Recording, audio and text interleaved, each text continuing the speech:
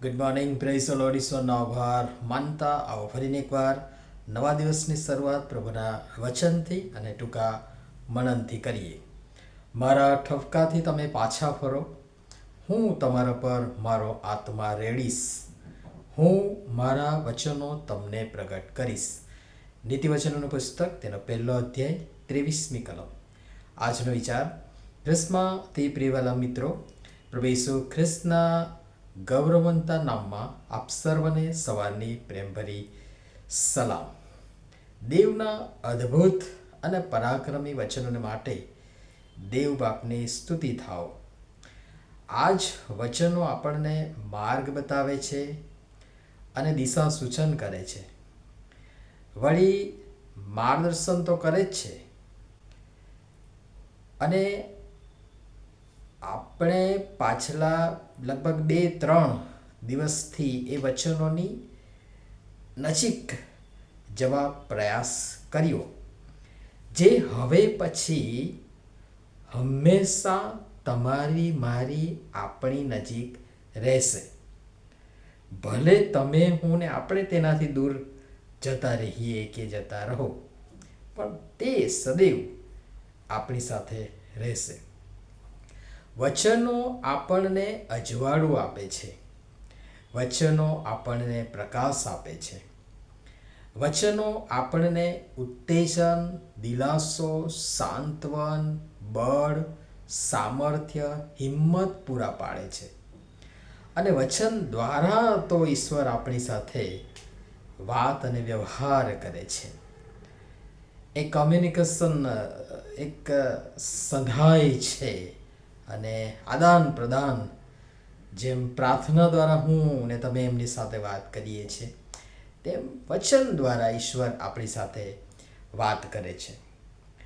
માતા પિતા પોતાના સંતાનોને લાડ કરે, રમાડે, ગેલ કરાવે, કેટલીક વાર જરૂર પડીએ ઠપકો પણ આપે અને મારે પણ ખરા ને. એમનો હક અને અધિકાર છે.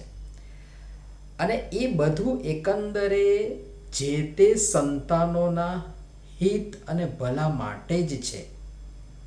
બાકી એમને કંઈ શોખ નથી થતો કે મજા નથી આવતી ખીજવાવું કે ઠપકો આપવું કે મારવું. બલકે સંતાનોને ઠપકો કે જરૂર જણાય ત્યારે ત્યાં શિક્ષા કર્યા પછી મનમાં ને મનમાં માતા પિતા, વડીલ ખૂબ મૂંઝાય છે, ક્યારેક તો રડે પણ છે, પણ એ કોઈને જ્ઞાત થવા દેતા નથી, જણાવવા દેતા નથી.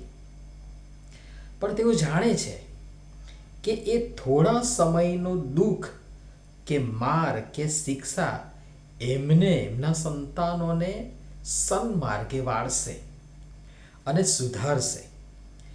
દેવના વચનો દ્વારા દેવ કેટલીક વાર આપણને ઠપકારતા હોય એમ લાગે. આપણને એમ થાય કે આ મને જ કહ્યું તો સારું છે ને, દેવનો આભાર માનીએ.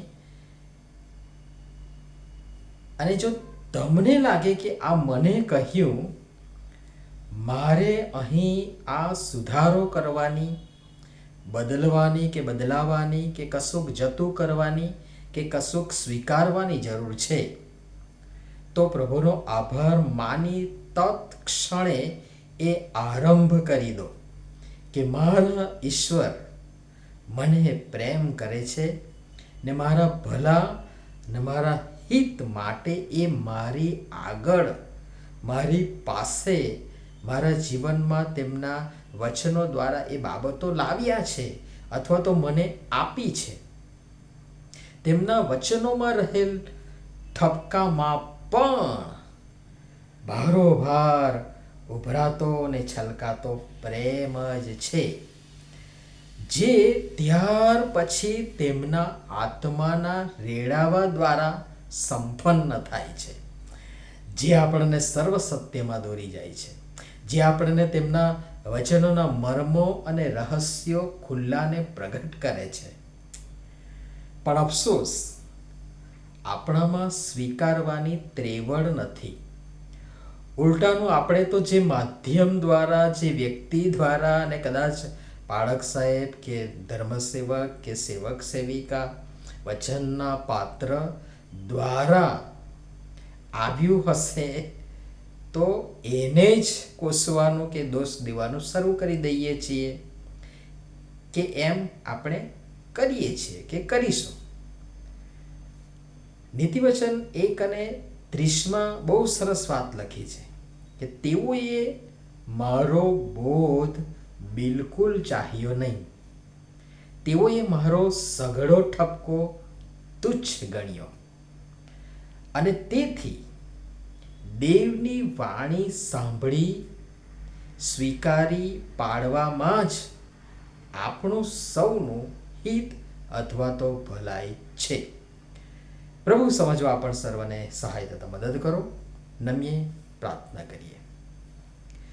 પ્રેમાળ પિતાજી, તમારા વચનોને દરેક સંજોગો અને પરિસ્થિતિમાં જાણવા, સમજવા, સ્વીકારવા અને પાળવા, અને અમને તમે સહાય તથા મદદ કરો, જેથી અમે તમારા વચનના કહ્યા પ્રમાણે પાછા ફરીએ, તમારા આત્માની પ્રેરણામાં તમારા મર્મો પ્રગટ અને પ્રાપ્ત કરીએ.